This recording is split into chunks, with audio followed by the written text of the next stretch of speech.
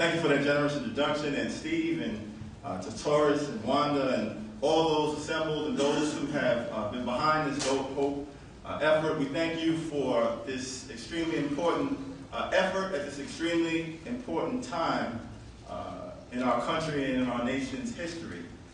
It's an honor and a privilege to be here with so many distinguished public servants, so many distinguished young professionals, so many distinguished community activists from all across this country. When I flew in to Denver a few days ago, I couldn't help but reflect upon the fact that 100 years ago this summer, the Democratic Party held their national convention in Denver, Colorado.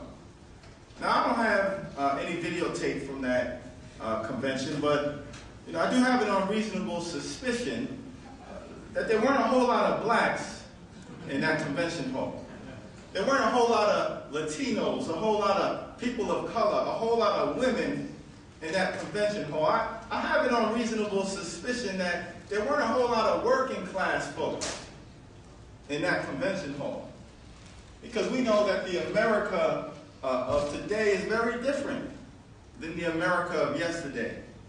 Back in 1908, 100 years ago, when Jim Crow was alive and well and women still hadn't been given the right to vote, people of color treated as second-class citizens, and worker exploitation was rampant all across the country. The America of today is very different than the America of yesterday. And we know that we've come a long way since those 100 years. Things have changed dramatically in this country. We have women and African American and Latino CEOs, doctors, lawyers, investment bankers, educators, engineers, and of course presidential candidates like Clinton and Obama and Richardson. We've come a long way in those 100 years.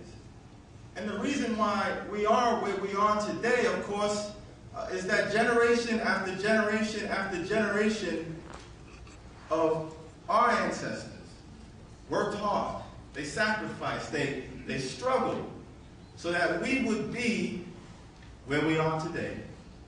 And so that brings us to a question that I think Hope has helped us to ponder, and that we all should be asking, which is, when we leave this place, when we span out all across this country, when years have passed, when all of our traveling days are done, what is the history books going to say about our generation? Are we going to have contributed to this process of transforming America? What are the historians going to say? Are they just simply going to ridicule or label us as the hip-hop generation? Are they going to say that we were all about the bling, but when it came to HIV and AIDS, we didn't do a thing? Are they going to say that we loved to pop bottles in the club, but so many of us were suffering through gang violence and drugs? Are they going to say that we were all about the Maybach when our brother Sean Bell was gunned down with 50 shots simply because it was black? What are they going to say about our generation when the history books are written? I'm hopeful that because of this effort and efforts like this all across the country, we're going to be called the change generation. But if we're to be called the change generation, there's a whole lot of work that needs to be done when the partying and the networking are done on Thursday. If we're going to be called the change generation, then we have to make sure we go back home and improve the quality of our public school system so that our children are prepared to adequately deal with the challenges of the 21st century. If we're going to be called the change generation, then we need to reform health care and make sure we take care of the sick and the afflicted. If we're going to be called the change generation, then we need to reform the criminal justice system and make sure that justice is truly colorblind and doesn't turn on one's race or gender or socioeconomic status. What are the history books going to say about our generation? Let me end on this. The African impala is commonly referred to as the deer of the continent of Africa. And the impala, this magnificent creature, it has the ability to leap heights of up to 10 feet and to travel distances greater than 30 feet. But you can keep the Impala, this magnificent creature from Africa, enclosed in a brick wall no more than 3 feet high, because the Impala will not jump if it cannot see where its feet will land.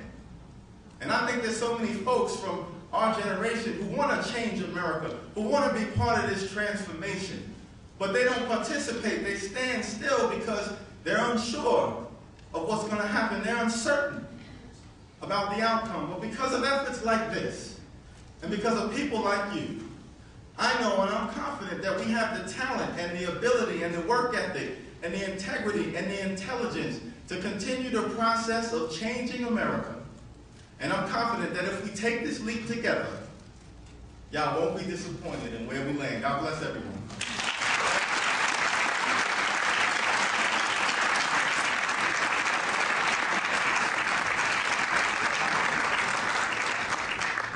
Thank you, Hakeem. Our final speaker is